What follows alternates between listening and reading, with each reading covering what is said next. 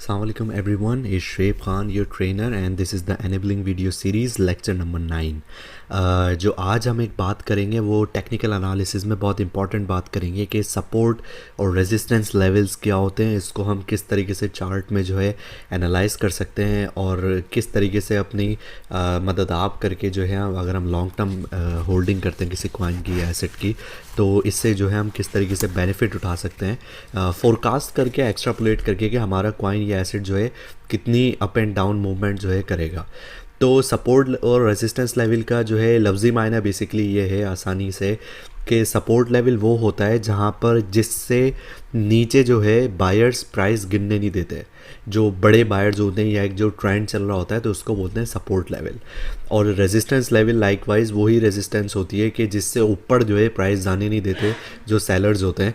तो इसकी मिसाल बिल्कुल इस तरीके से लें कि एक ज़मीन और एक छत की जैसी, जो ज़मीन है आपकी वो सपोर्ट है, जो छत है आपकी वो रेजिस्टेंस है।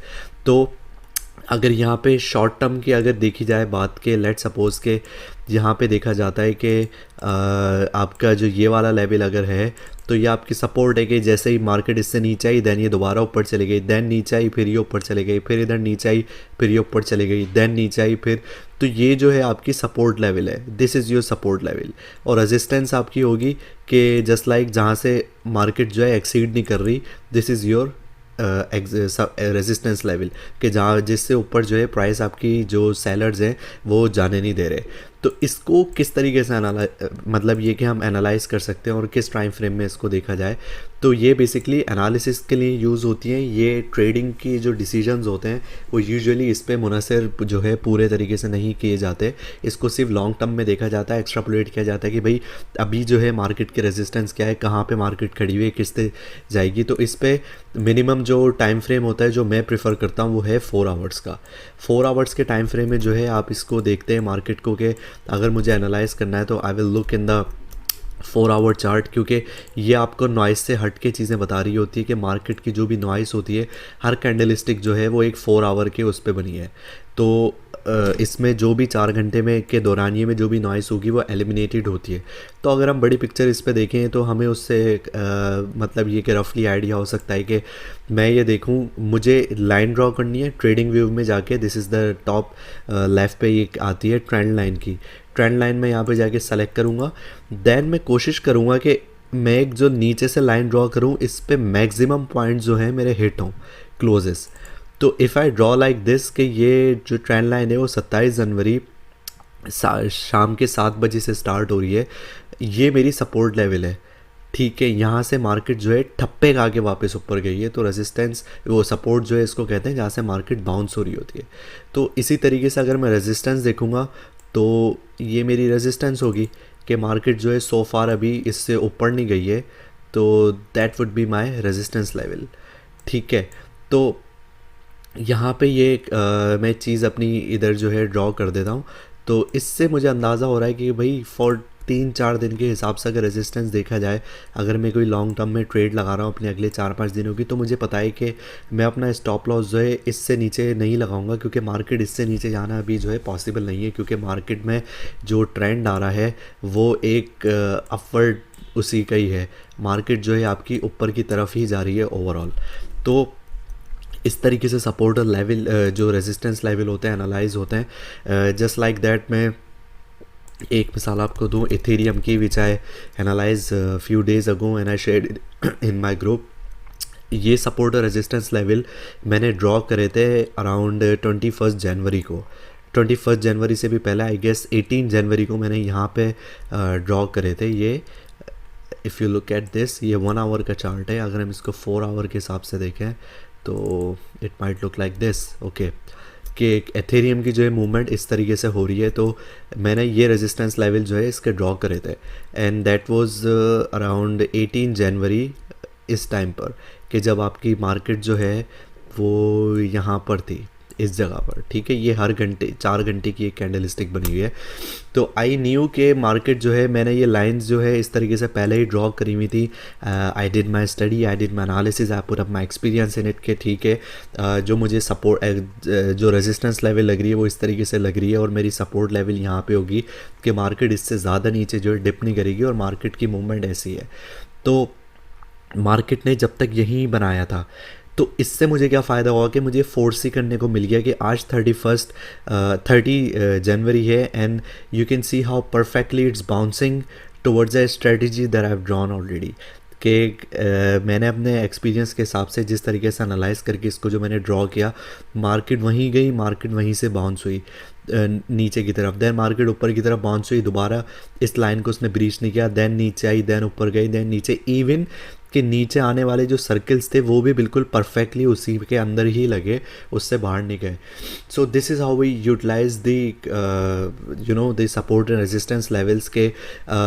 आई प्रिडिक्ट के ये अराउंड जो है 1500 तक जो है हिट करेगा नेक्स्ट आपके 26 जनवरी तक, 25 जनवरी तक जाते जाते, एंड इट एक्चुअली डिड। कि जो एथेरियम है वो 25 जनवरी को सुबह 5 बजे 1476 तक इसकी वैल्यू गई थी। सो जहाँ इतनी बड़ी आप फोरकास्ट कर रहे होते हो तो उधर $20-30 की या जो भी 20-30% के रिस्क जो होते हैं ये टोटली रिलाई करते हैं। But look how beautifully it is following the trajectory that I have drawn 8 days ago, 9 days ago or 12 days ago। तो this is how we utilize this. Same BTC की update जो है मैंने around let suppose के I think last Monday को दी थी, next मतलब that was 18 January 2021। And हम इसको अगर एनालाइज करें, just look at this how beautiful it was drawn.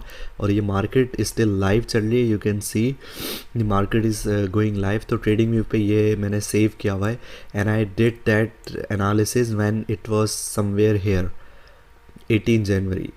Ethereum और इसकी जो है मैंने सेम डे पे वो करी थी, एंड आई प्रोडिक्टेड कि ये इसके रेजिस्टेंस लेवल हैं, ये इसकी जो ग्रीन है ये सपोर्ट लेवल है।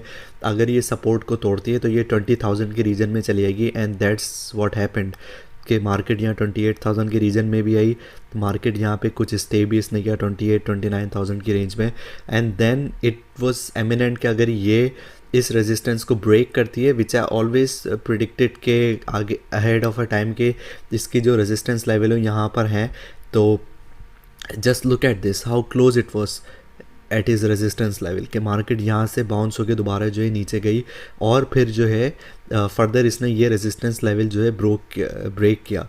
तो वी ऑलरेडी न्यू कि अगर इसने ब्रेक किया है तो इट्स क्लोज के ये 50,000 पे एनी टाइम जो है हिट कर सकती है। कल जैसे कि आर्टिफिशियल पंप हुआ इसमें एलॉन मस्क की एक ट्वीट की वजह से, जो है market all of a sudden within 1 hour जो है 32 से जो है 38,000 तक जो है अच्छी खासी पंप कर गई थी। तो that was an artificial pump.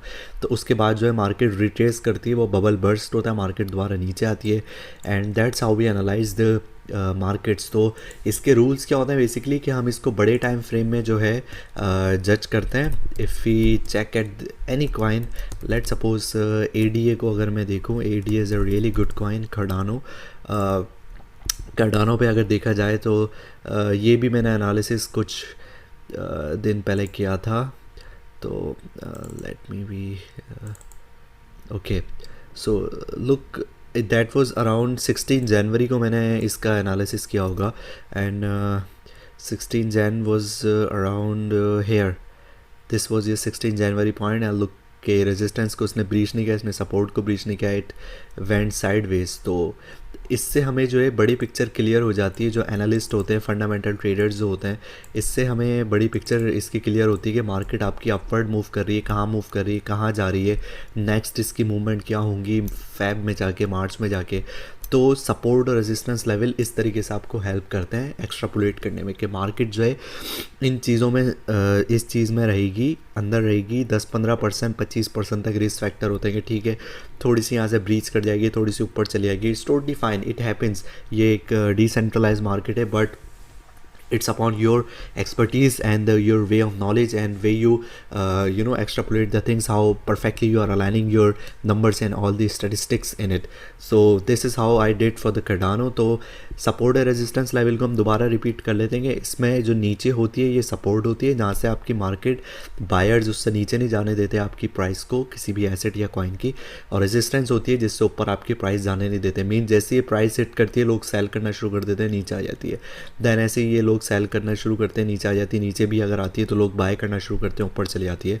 तो ये सपोर्ट एंड रेजिस्टेंस लेवल कहलाते हैं कि आपकी मेन सपोर्ट और रेजिस्टेंस लेवल जो है कहाँ पे लाई करती है।